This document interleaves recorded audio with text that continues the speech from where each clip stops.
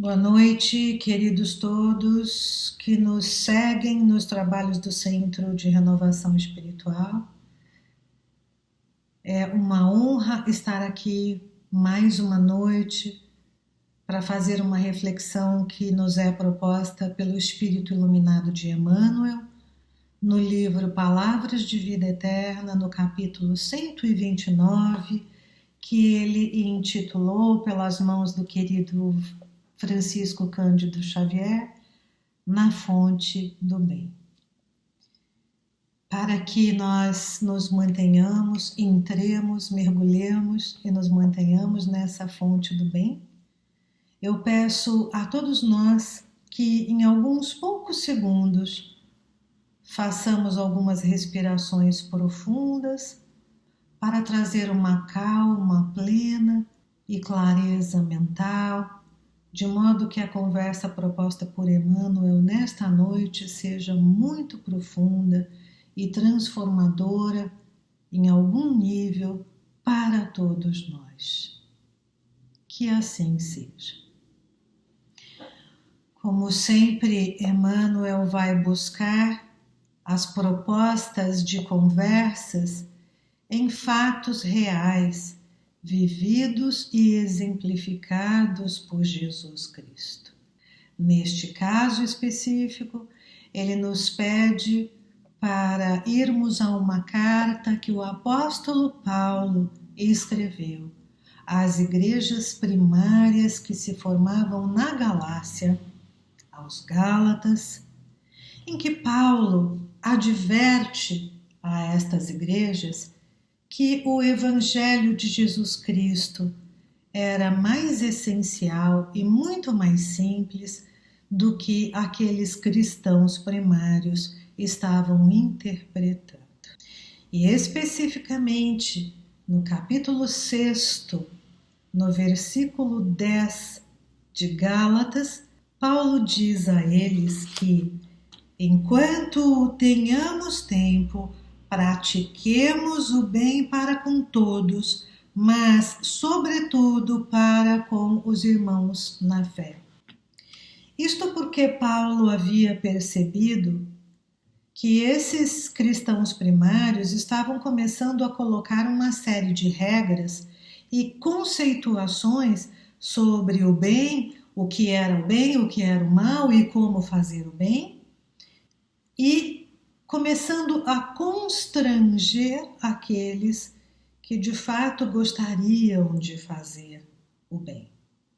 Vem Paulo, então, antes do versículo 10, porém no capítulo 6, e diz que se permitisse que todos fizessem aquilo que fosse possível, que alguns irmãos seriam pegos em pequenas mentiras, deslizes, mas que todos estavam naquele momento entrando no caminho do seu desenvolvimento espiritual e que, como as coisas não mudam da noite para o dia, algumas fraquezas de caráter poderiam acontecer e que, quando estas se apresentassem, os demais irmãos fossem acolhedores, fossem compreensivos e conversassem com aqueles outros no sentido de trazê-los de volta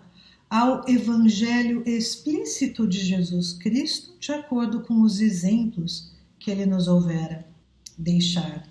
Por isso esse versículo 10, dizendo para fazermos o bem para com todos, mas principalmente começando com os nossos irmãos na fé. Mas aqui no decorrer da lição, Emmanuel nos fala, nos esclarece um pouco melhor sobre os equívocos conceituais que foram feitos acerca do bem, que depois nos são esclarecidos pelo Espírito da Verdade através do Livro dos Espíritos. Emmanuel nos diz que tem muita gente que admite o auxílio eficiente apenas quando o dinheiro aparece. Certamente porque nós entendemos em algum momento e de alguma forma que para fazer o bem precisamos ser dotados de bens materiais ou de bens monetários. Mas o que nos conta Emmanuel é que há bens que não podem ser pagos com dinheiro. Aqueles bens que Paulo sugeria aos cristãos primários da Galácia. O bem de uma escuta atenta e profunda, o bem de dar um colo, de dar um ombro, o bem de dividir uma tarefa, o bem de perguntar àquele que está ao nosso lado se ele carece de algo, se nós podemos ajudá-lo de alguma forma, sem, entretanto, constrangê-lo, sem, entretanto, fazê-lo sentir-se mal por não poder corresponder àquilo que é comunitariamente entendido como o verdadeiro bem. No Evangelho segundo o Espiritismo, a nossa querida irmã Rosália, um espírito de luz que viveu em 1800 na França, nos conta que todo tipo de caridade pode ser feito e deve ser feito. Ela nos diz que a caridade material deve ser feita e que esta caridade, quando nos é possível, traz os nossos irmãos em humanidade para um patamar de maior igualdade.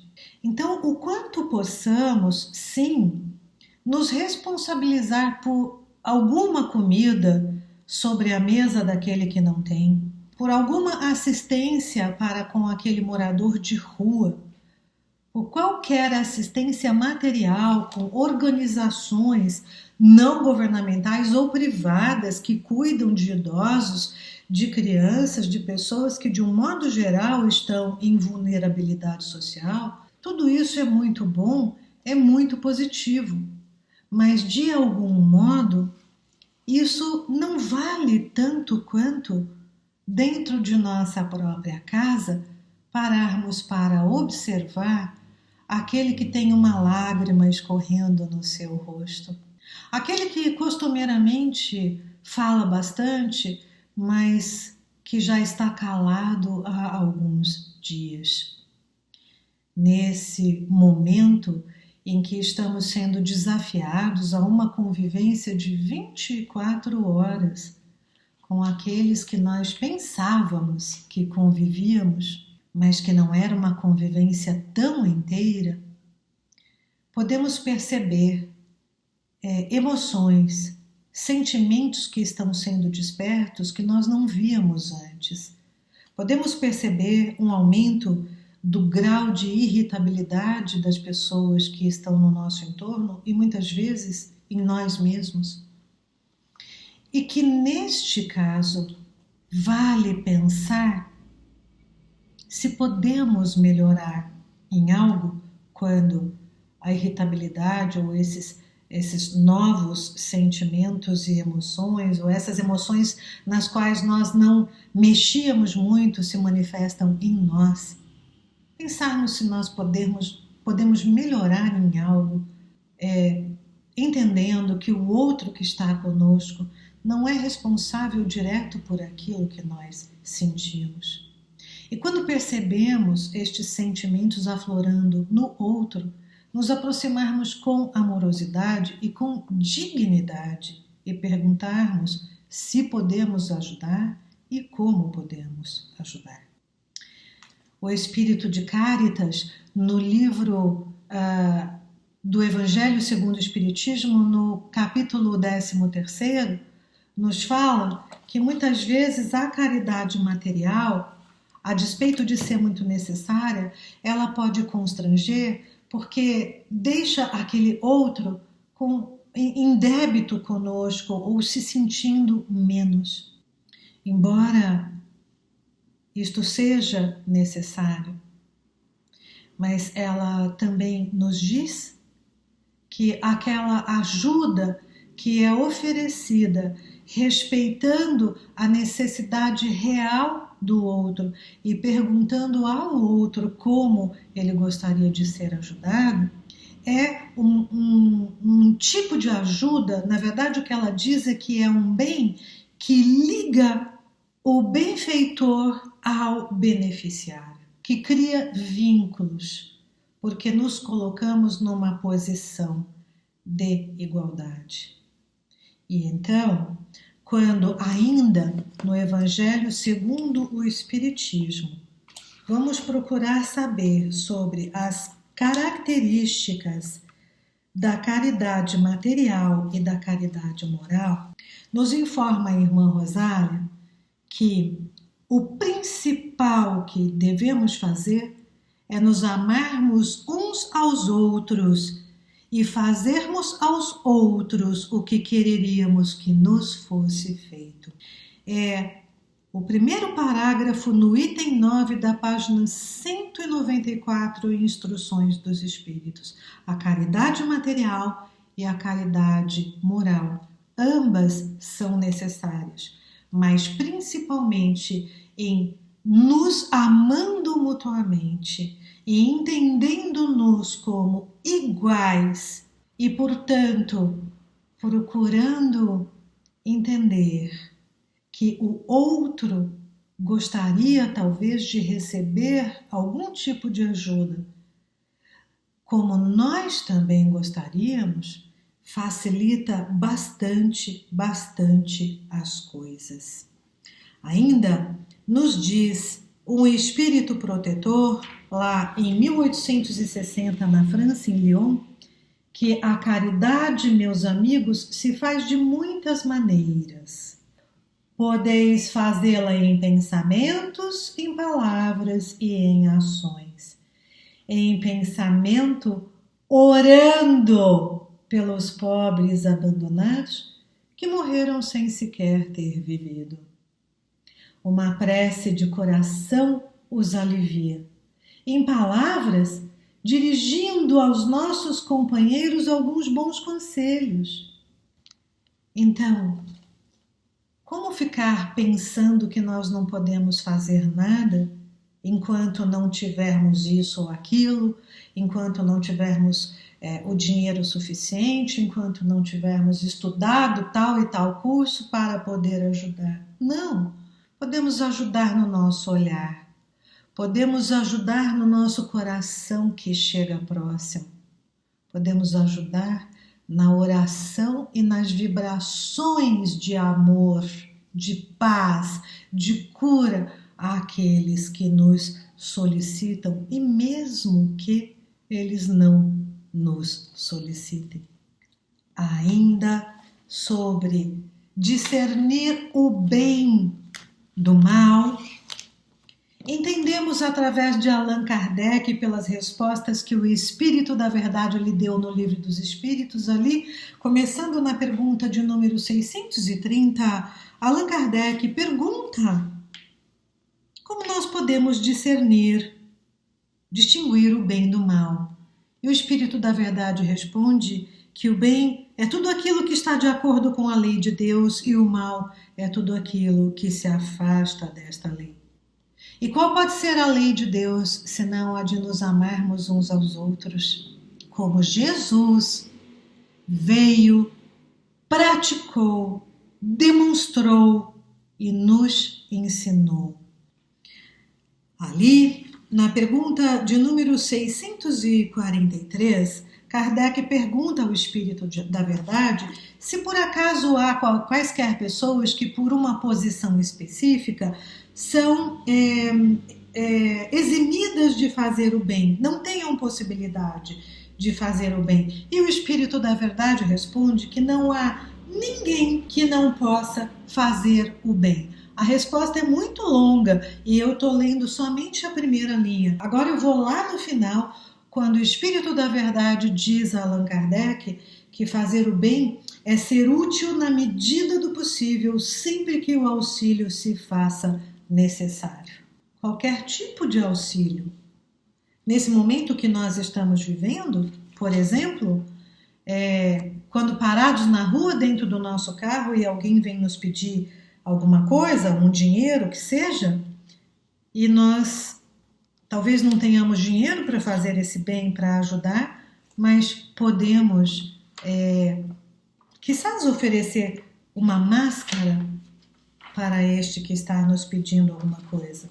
Quizás oferecer um lanche, mas também naquele exato momento fazer uma prece no nosso coração por aquele ser que em relação a nós se encontra em alguma desvantagem.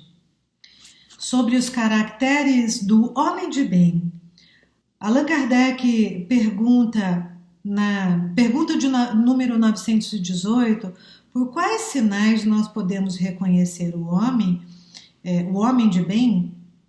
E esse Espírito da Verdade nos responde também uma resposta bem longa, mas ele, de um modo geral aqui, sumarizando, ele diz que o homem de bem é aquele que se questiona sempre, com muita frequência, se está fazendo tudo o que pode, todo o bem que é possível. E ele finaliza dizendo, é o homem que se questiona se fez para os outros tudo o que gostaria que os outros lhe fizessem. Então nós vemos aqui o Espírito da Verdade, nós vemos aqui exemplos de Irmã Rosália, de Cáritas e de tantos outros espíritos iluminados, sempre nos colocando numa posição de igualdade para fazer o bem.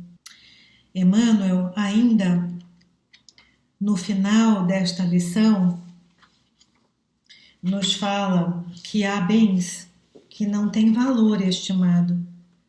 Há bens que nós podemos fazer e que dinheiro nenhum paga.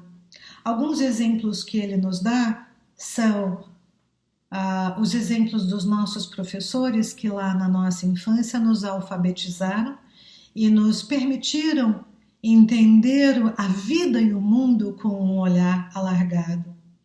A dedicação do professor para com os seus educandos é algo que não pode ser estimado em valor.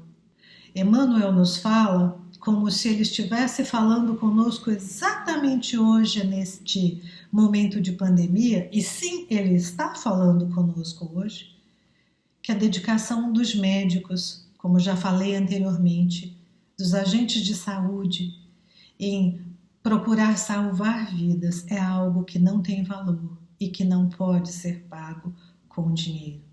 Então, também o nosso olhar, o nosso abraço, quando pudermos abraçar, é claro, e enquanto não podemos abraçar fisicamente, que sigamos abraçando com o nosso coração, a nossa escuta atenta, sem críticas e sem julgamentos, sem constranger aos nossos irmãos em humanidade, é um grande bem que todos nós podemos fazer sem que seja necessário que tenhamos quaisquer bens materiais, senão que bens morais dentro de nós. E para finalizar essa reflexão de Emmanuel conosco nessa noite, eu vou na última pergunta do Livro dos Espíritos, a pergunta de número 1019, que Allan Kardec faz assim: o reino do bem poderá um dia realizar-se na Terra? E o Espírito da Verdade responde: o bem reinará na terra quando entre os espíritos que a vêm habitar, os bons superarem os maus. Então, eles farão reinar o amor e a justiça, que são a fonte do bem e da felicidade. É pelo progresso moral e pela prática das leis de Deus que o homem atrairá para a terra os bons espíritos. E então, eu finalizo esta nossa reflexão pedindo a todos nós que reflitamos profundamente sobre todo o bem que podemos ser e fazer, olhando ao nosso redor de maneira simples, olhando para o essencial, sem que necessário seja grandes construções e sem que fiquemos perdendo tempo justificando o não fazer. Que nós, sobretudo, roguemos aos nossos mentores individuais que, pela luz do nosso Mestre Jesus Cristo, que nos deixou todos esses exemplos, nos ajudem no dia a dia a praticar este bem que já está em nós, na potencialidade da chama divina que nos habita, na potencialidade de todo o amor que o nosso coração consegue abarcar.